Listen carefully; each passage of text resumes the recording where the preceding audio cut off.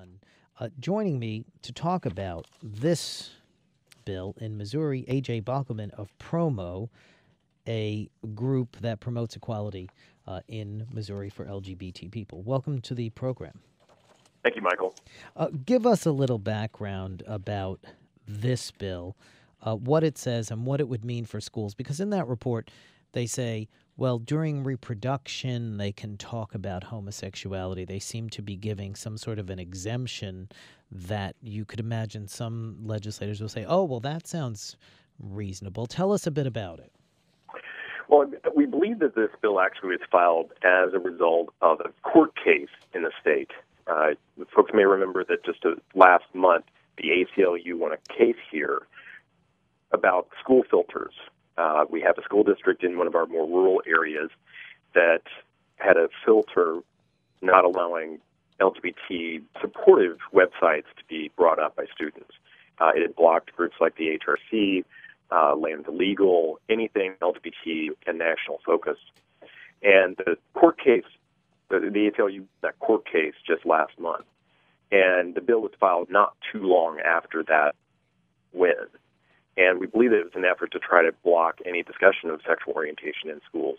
The actual language of it is relatively short, and it calls that no curriculum, extracurricular activities, or instruction materials can reference sexual orientation outside of the human reproductive issue. Who introduced us, and tell us about that legislator? Who introduced it?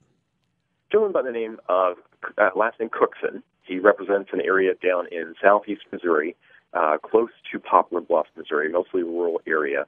I actually just engaged him in a very interesting dialogue about an hour ago in regards to this. And his belief is that he's trying to protect the moral fiber of our schools, and that he wants to make sure schools stay on the focus of science, math, and reading. And he could not adequately answer exactly how this bill would actually stay the course on science, math, or reading. What was his reasoning to introduce it now? You mentioned the court case. I mean, this has been an issue for conservatives for quite a long time.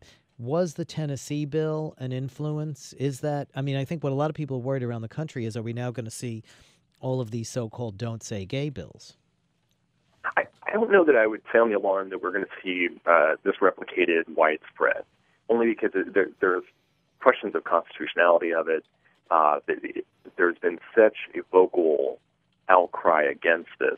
Members of their own party within the Republican Party have also said that this is a foolish bill. So I think that the likelihood of seeing many other states do this, there certainly are the outlying states that will likely try to introduce something like this. But clearly in our state, we've been able to keep it stop. We've been able to stop it effectively. It's not going to get a hearing this year, and we're going to be calling shortly for them to withdraw the bill altogether. Cookson had said he didn't think it was discrimination. What does he mean by that? I mean, of course, this is targeting gay people and saying this is a subject that we can't even talk about. In another media outlet, he was overheard making a statement that he doesn't believe there are gay people in his district. So I don't think that he even has a concept or understanding of what the discrimination looks like and what he's actually trying to impose. Talk a little bit about what your group has been doing to counter it. You have worked with Progress Missouri to launch an OK to Say Gay .org site. Talk a little bit about the site and what you hope to do with it in terms of students in schools. Well, Missouri's had a long history here of kind of, especially in the last 2 years, of introducing legislation that is really just simply useless. We saw that with things like the effort for Rush Limbaugh to have a bust in the Capitol and things like that. And what we've seen is that email responses, letters coming into the legislature have lost their impact in trying to connect with legislators. And we really thought that we need to put a face to the issue. And so the OK to Say Gay OK.org website was launched, and Progress Missouri has been a wonderful ally in this, in helping us build the website. We want to have one repository to be able to follow what's going on with the bill, keep people up to date, and make it visual. We want people to record videos of what it would mean to them if you couldn't talk about LGBT issues in your school, if you couldn't have a GSA. Because realistically, this is what they're doing is the opposite end of the spectrum from where we believe things actually need to go. We need to have enumerated policies in an anti-bullying program that calls out protections for not just the standard targeted groups, but also LGBT students. Because we know that in a state like Missouri, students who even come forth and report cases of bullying based upon being a member of the LGBT community, only about 12% of teachers or administrators actually take action.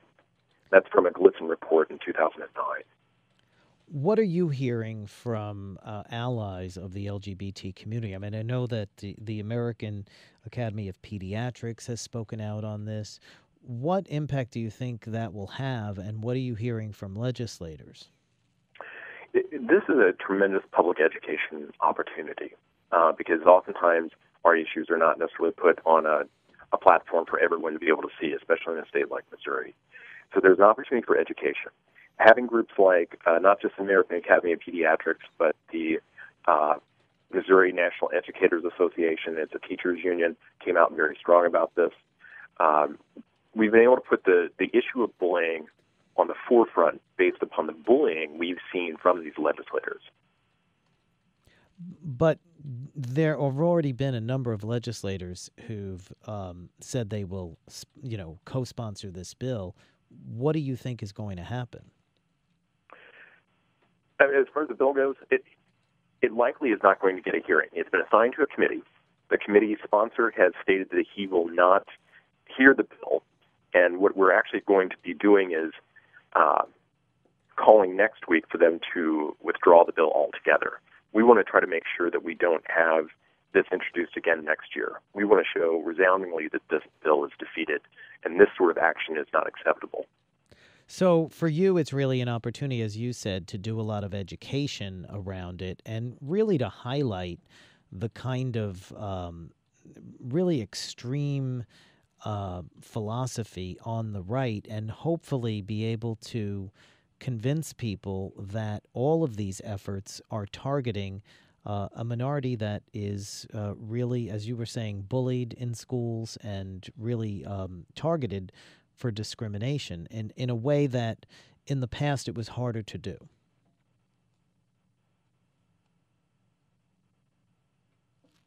Michael, did I lose you there? Oh, no. Well, I think something happened. I don't know. I think we did lose you for a second. I'm sorry, I missed the end of your question there. Oh, I was asking just if this was if this provided you with an easier way to take on these issues than in the past, because you're able to have this debate while the bill itself isn't really going to get a hearing. It certainly has. It's allowed us the opportunity to educate people more about the impacts of bullying in our schools, why it's an issue, and I think if nothing else, this petition drive that we have also connected there on OK.org. We've had people come out of the woodwork from all around, not just the country, but in particular within the state of Missouri. We have people signing that petition from the rural environment because their students, their kids, are being bullied. And in some of these cases, there are some heart-wrenching statements being put into these petitions about cases where they know their own son had tried to commit suicide, or they have a friend who had attempted suicide based upon the isolation they feel. And the video element of the campaign is an effort. And right now, if you go to OK.org, you'll see quite a few of our elected officials that have done videos in support of pulling this bill. So yes, in short, Michael, it's been a tremendous opportunity to do a little bit more education about why we need better protection. And talk a little bit about the state of LGBT rights in Missouri in terms of an anti-discrimination law and other issues that right now you're really trying to bring to the forefront. Sure. Promo has been working for, Promo's actually been around for about 26 years now. We're from 1986. And Missouri hasn't always been such a negative place when it comes to LGBT issues. We've been the first state in the nation to pass an inclusive hate crimes law back in 1999. But unfortunately, our legislature flipped from Democratic control to Republican control back around 2002. And since about 2000, we've introduced a non-discrimination bill, and since 2004, an anti-bullying bill. And in each of those cases, they're seen as sort of the main bill that Promo actually works on in the state. We're doing a lot of public education on it, and year over year, we get more sponsors for it. We actually have movement each year in the legislature. We've been able to get things to certain votes, to hearings, and so each year we're seeing an incremental gain. Beyond that, though, we've also taken care of having protections in some of the largest metropolitan regions.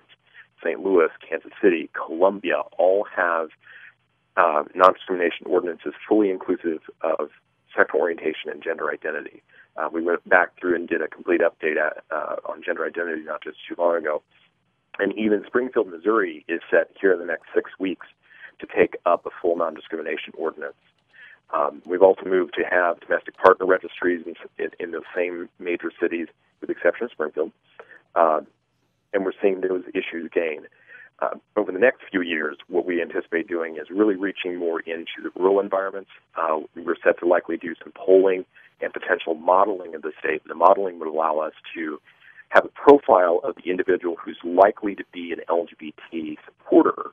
And we hope to engage those people around these issues, particularly in the smaller tier cities, someplace like Kirksville, Missouri, or St. Joe, Joplin, Cape Girardeau, the areas where we know there's a broad LGBT community, but unfortunately there's very few sort of central locations for folks to be organized. There may be a bar. Usually there's a university in the town that may have an LGBT support network, but beyond that, the support in those areas is relatively small. In 2004, Missouri passed a marriage amendment. Voters passed a marriage amendment in a ballot measure. It got 70% of the vote, banning marriage for gays and lesbians in the Constitution. Do you think things have changed dramatically since then? I mean, we've seen changes across the country. 70% is a pretty big margin. It's 8 years later. Do you think there's been a shift? I certainly think there has been a shift. And there's a lot of people who even voted for it back then that are still around in the legislature and have even said, I regret that vote. Certainly in our case, Missouri happened to be the first state where that moved forward because our vote on that was in August of 2004, and the other states that voted were in November. And we only had about a 3-month window to rally any sort of a campaign on that. Certainly the work that we're seeing out of a state like North Carolina or Minnesota right now, where they're battling a marriage initiative, has learned from the mistakes of states like Missouri and the others where we've lost. And the votes are coming down, or the public polling is coming down much more close than what we ever saw back in 2004. But again, I think that one of the issues here is that when a gauntlet is thrown down such as this, whether it's the Don't Say Gay bill or back in 2004, it was the Federal Marriage Amendment, it's a rallying cry and an opportunity for public education. And each time this happens, we move the ball forward. Right, and certainly that work, even in the face of enormous opposition, you have to continue it and have to keep trying to change minds, no question about it.